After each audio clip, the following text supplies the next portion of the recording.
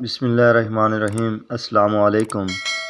امی کا گھر ہر لڑکی کے لیے اس کی امی کے گھر کا راستہ گل و گلزار اور گھر دنیا میں جنت کا گوشہ ہے۔ امی کا گھر دنیا کی واحد ایسی جگہ ہے جہاں آپ کو پہلے سے اطلاع کر کے نہیں جانا پڑتا، جب چاہو چلے جاؤ اور گھر والے منتظر ہی ملیں گے۔ امی کا گھر ایسا کمفرٹ زون ہے جہاں آپ کو ہر مشکل سے عافیت ملتی ہے، ہر تھکن سے راحت نصیب ہوتی ہے، کتنی بھی تکلیف میں جائیں نئی انرجی ملتی ہے۔ جاب کی تھکن اتارنی ہو یا نئے رشتے نبھانے کی تھکن، لڑکیاں یہ تمام بوجھ امی کے گھر میں اتار کے تازہ دم ہو کے اپنے گھر لوٹ آتی ہیں۔ ایسی عافیت محسوس کرتی ہیں گویا روح و جسم کو بالیدگی عطا ہوئی ہو، روح کا گالا بن گیا ہو۔ امی کا گھر بھلے عام سا پرانے سے فیشن کا ہو، اس کے در و دیوار دریچوں میں جو محبتیں اور خوشبوئیں لپٹی ہوتی ہیں، بہن بھائیوں سے بے تکلف پھڈے ہوئے ہوتے ہیں اور اس کا کوئی نعم البدل کہیں نہیں ملتا۔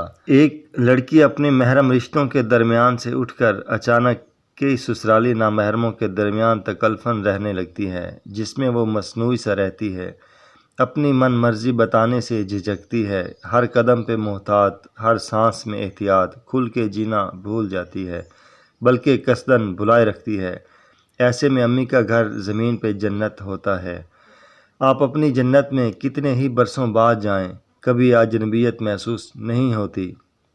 گاڑی گھر کی سڑک پہ پہنچتے ہی آپ اضطرار سے دکانیں دیکھنے لگتی ہیں، وہ کالا گیٹ کب نظر آئے گا، کب نظر آئے گا، نظریں بے چینی سے بار بار پھسلنے لگتی ہیں۔ گھر بھی ایک ماں کی طرح باہیں پھیلائے منتظر ہوتا ہے، آپ کے قدم رکھتے ہی کھلکھلانے لگتا ہے۔ اس کی منزل در منزل، کمرہ در کمرہ اور گوشے گوشے میں ہماری یادیں خوشبو کی طرح بکھری ہوتی ہیں۔ وہ کمرہ جو آپ چھوٹی یا بڑی بہن کے ساتھ شیئر کرتی تھیں، وہ کمرہ ہماری کتنی ہی چپکے چپکے لڑائیوں کے رازدار بلکہ امین ہوتے ہیں۔ وہ باتھ روم کو صاف اور سوکھا رکھنے کی تنبیہ میں ہوئی لڑائیاں، وہ آپ کے بہن کے ساتھ بے ضرر گھو گھپ الماری کی آدھی برابر بانٹ میں حد بندی، ٹوٹنے کی وارننگ، وہ سب کمرے میں باز گشت بن کے چکرا رہی ہوتی ہیں۔ پھر اس قیمتی کمرے کی دیواروں نے آپ کے مشترکہ قہقہے بھی سنے ہوتے ہیں، وہ کسی کتاب، ناول یا ڈائجسٹ کا مل کے پڑھنا، کوئی ایک پیراگراف خصوصیت سے ایک دوسرے کو پڑھانا، سب اسی کمرے کی الماری میں بند ہوتا ہے۔ یہ حقیقت ہے، شاید آج میرے ساتھ بہت سی بہنیں بھی محسوس کریں، ہم امی کے گھر کے افراد سے تو اداس ہوتے ہی ہیں، ساتھ ساتھ ہم گھر سے بھی اداس ہو جاتے ہیں، اس کے مختلف گوشوں سے، کونے کھدروں سے، اس کی دیواروں سے، جہاں ہمارے ہاتھ کی سینریاں ابھی تک لٹک رہی ہوتی ہیں، امی کسی کو اتارنے نہیں دیتیں کہ میری لاڈو نے بنائی تھیں۔ جس دروازے کے کنڈے میں پلو اٹک کے پھٹا تھا، نئے جوڑے کو بج لگی تھی، اب 50 نئے لباس آپ کے پاس ہوتے ہیں، مگر ہائے دل کا وہ صدمہ، جب بھی کنڈا دیکھیں تازہ ہو جاتا ہے۔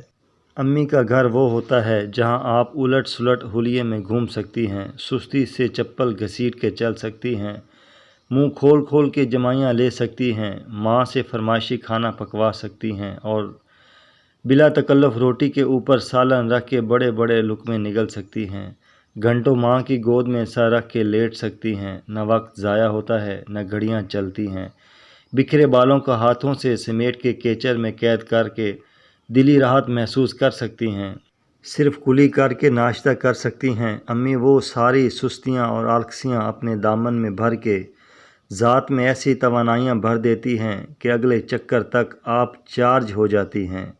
امی کا گھر ایک انرجی ڈرنک ہے۔